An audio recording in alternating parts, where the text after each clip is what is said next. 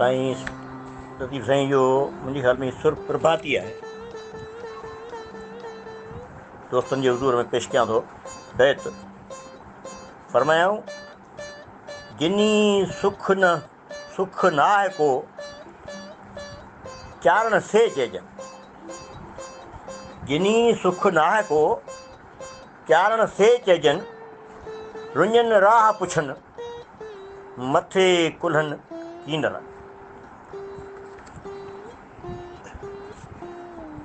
साईं लतीफ़ साईं पंहिंजे पोरितनि में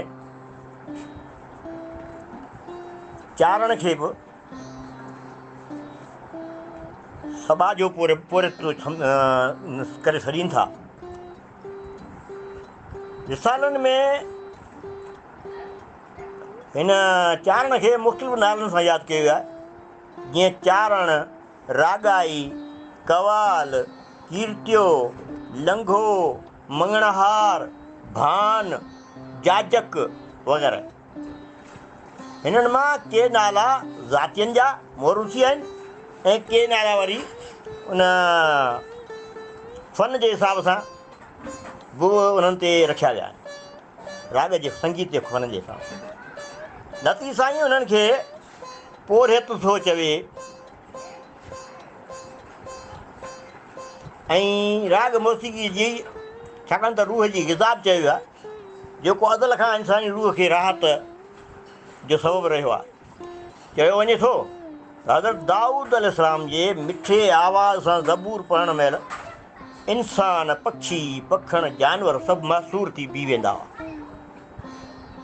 ऐं इहो बि चयो थो वञे त जॾहिं आदम अलैहिस्सलाम जिन जे बूते अंदरि रूह दाख़िल थियण खां, अलाह जो रूह हिते दाख़िल थियण खां लॻायो पिए त ख़ुदान ताला काइनात में हसीन मौसीक़ी जो आवाज़ु ख़लकियो, जंहिं करे इंसानी रूह मदहोश थी आदम जे बूते में दाख़िल थी वियो।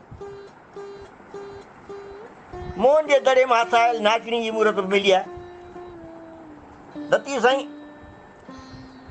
इन फ़नकार जी सोरठ में हिन तरह सां था ॻाल्हि कनि त महले आयो मङणो खणी साज़ सुरी। किथे सिरी आहे पर सुरी थी मूंखे लॻे थो बहितर थींदो, बहरहाल जेको बि सही हूंदो। महले आयो मङणो खणी साज़ सुरी, लॻी तंद तुम्बीर जी पिया कोट किरी, झूना आगर झुरी पेई झांइ झरोक। ऐं डॉक्टर बलोच साहब जिन जो बि चवणु आहे त लतीफ़ सरकार जिन मौसीक़ी जा वॾा ॼाणू हुआ। हाणे हिन बैत में कुझु लफ़्ज़ ॾुखिया आहिनि, जीअं हिकिड़ो तुम्बीर।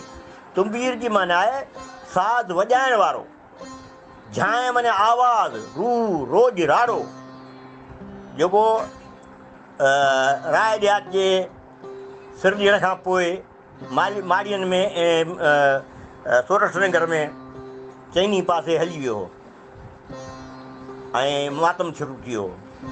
झरोक माने ॼारीदार दरी माड़ीअ जी।